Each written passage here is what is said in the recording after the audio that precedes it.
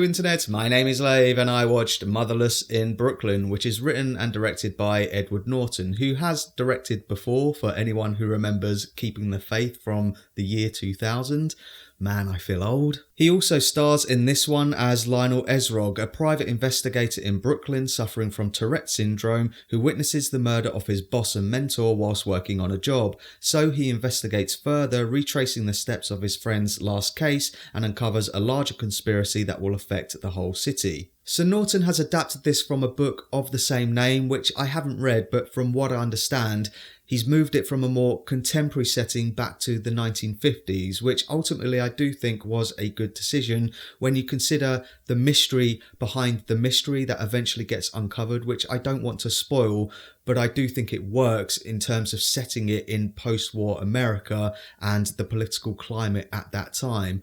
I also think it adds another dimension to his character, which he plays really well, who's suffering from, at that time, an undiagnosed and little understood disorder, so he's constantly explaining his tics and random outbursts to the people that he meets, but it also dictates the overall look and style of the film, which has a muddied colour palette and stark light and dark contrast paying homage to film noir of the 40s and 50s. The production values are probably the film's strongest element, from the sets and props and the costume designs, all suitably 1950s, and if there was any visual effects shots on the wide shots of the city, then I didn't notice it. Overall, it felt like I was transported back to the 1950s. On a couple of occasions I said to myself, oh, that was a nice transition, but then on the flip side there were a couple of occasions where I thought, that was a bit of a funny edit, and there's a scene in a jazz club where I couldn't hear the dialogue because the jazz music in the background was just overpowered. But overall,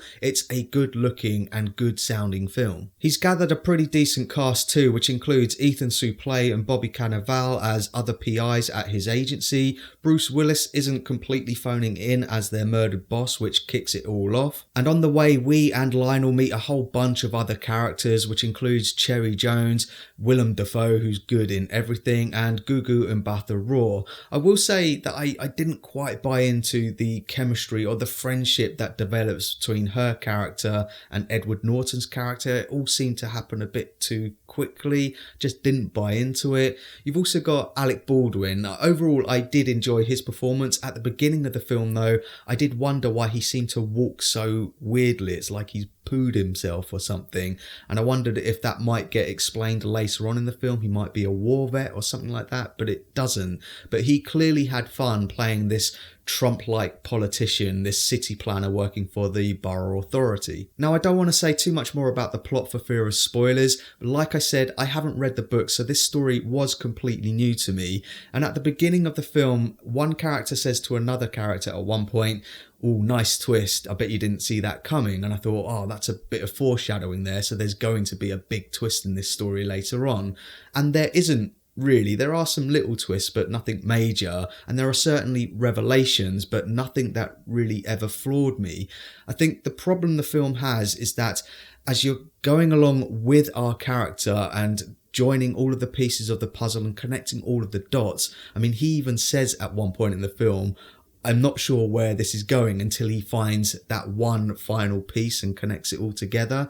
So it makes the film feel a lot longer and more drawn out. And considering it's a 2-hour, 20-minute film anyway, it does feel like a long film. So that's my thoughts on Motherless in Brooklyn, and pause the video if you want to take a closer look at my enjoyment tracker now. Edward Norton is quite an interesting character. I know he's had a bit of a reputation in Hollywood for being quite difficult to work with, but you can't deny that he has delivered some brilliant performances in some brilliant films, and he's worked with some of the very best directors.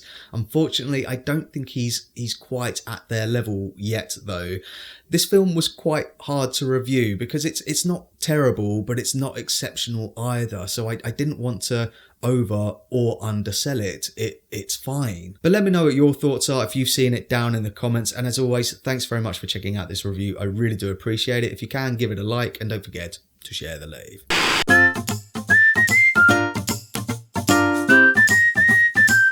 Subscribe.